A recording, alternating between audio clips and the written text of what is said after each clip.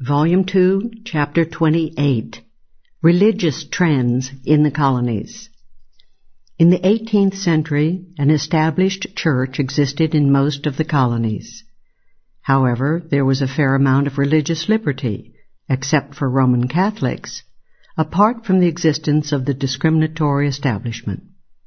The first years of the century saw a successful royal drive by liberal use of chicanery to impose an Anglican establishment on the majority of dissenters of North Carolina and South Carolina. Maryland had also been recently saddled with an Anglican establishment, and Virginia had long had a state church. When Georgia was founded, it too acquired an Anglican establishment. Never was the Anglican Church able to take firm root in these colonies, however, especially in dissident North Carolina.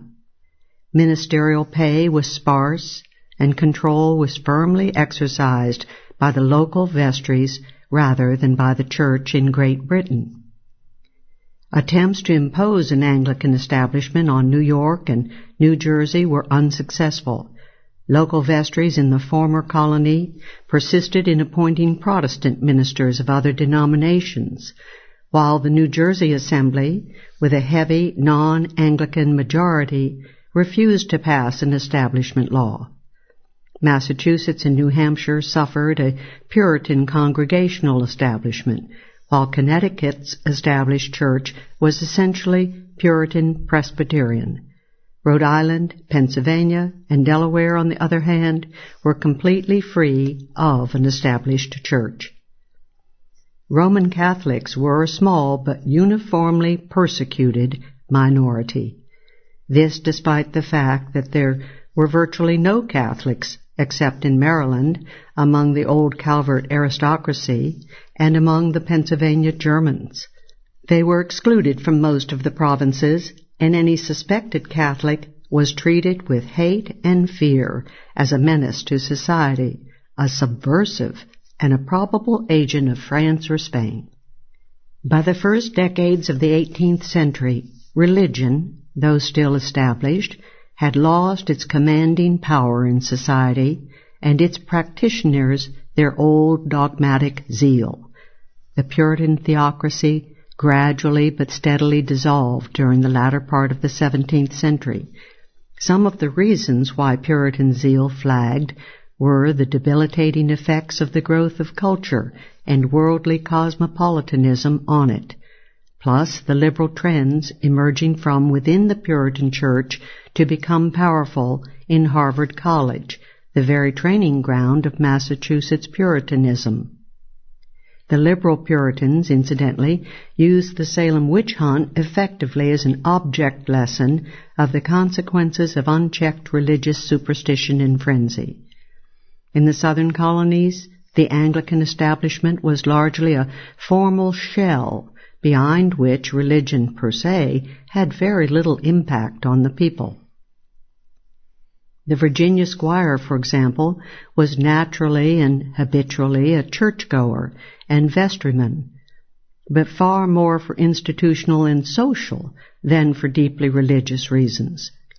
The Anglican ministry had little influence in the southern colonies, even though the vestry in the state church was the basic unit of local government. In fact, there is generally a clearly discernible correlation between the governmental perquisite of an establishment and the dwindling of religious zeal in the society. Even in dedicated Pennsylvania, as we have seen, recently intense Quaker zeal faded rather rapidly, and a more worldly and less principled Quaker generation replaced the old holy experiment. Moreover, in Pennsylvania, the Quakers were by mid-century far outnumbered by other creeds. As for the Ulster Scot frontiersmen, they were almost devoid of ministers during much of this period, hence religious activity slackened greatly in that numerous group. The growing liberalization of the churches was also a function of the new spirit abroad in Europe. The great rationalist movement we know now as the Enlightenment The intellectual emphasis in England was shifting from a Calvinist preoccupation with pure faith, divine revelation, and the depravity of man, to an Enlightenment belief in the supremacy of man's reason and in the possibility of his goodness and his progress. The Enlightenment emphasis was on individual liberty, including the sphere of religion. Isaac Newton's great achievement in the late 17th century gave a powerful impetus, despite the great physicist's own personal inclination, to the growth of rationalism. Here was a mighty achievement of man using his reason to uncover the hitherto hidden and mysterious laws of nature. For the 18th century, Newton's achievement had an enormously liberating impact. As the great poet Alexander Pope celebrated, "Nature and nature's law lay hidden in night. God said, 'Let Newton be,' and all was light."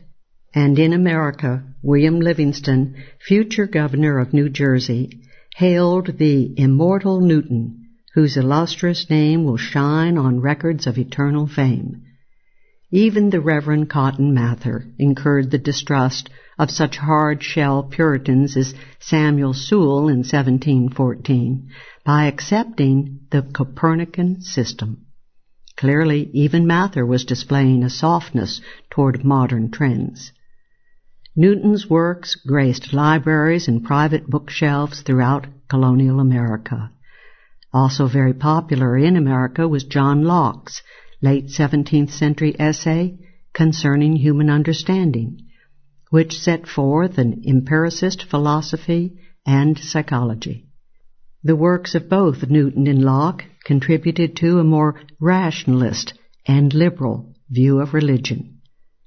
While liberalism made great strides in New England, it had by no means completely conquered Puritanism, or even Harvard, by the end of the first third of the 18th century. Despite the great fears of the Orthodox that liberal Arminian doctrines were spreading in New England, there were few Arminian ministers, and no Arminian works had yet been published in America. Arminians were followers of the Dutch liberal theologian Jacobus Arminius, 1560 through 1609, who stressed the moral freedom and responsibility of the individual to achieve salvation partly by his own merits. Ensconced in the theology chair at Harvard was the impeccably orthodox Reverend Edward Wigglesworth, and at Marlborough the Reverend Benjamin Kent was forced out of the ministry for his advanced liberal views. Still, by the end of the first third of the 18th century, liberalism was advancing, and religion was definitely declining as a vital force in the lives of the people.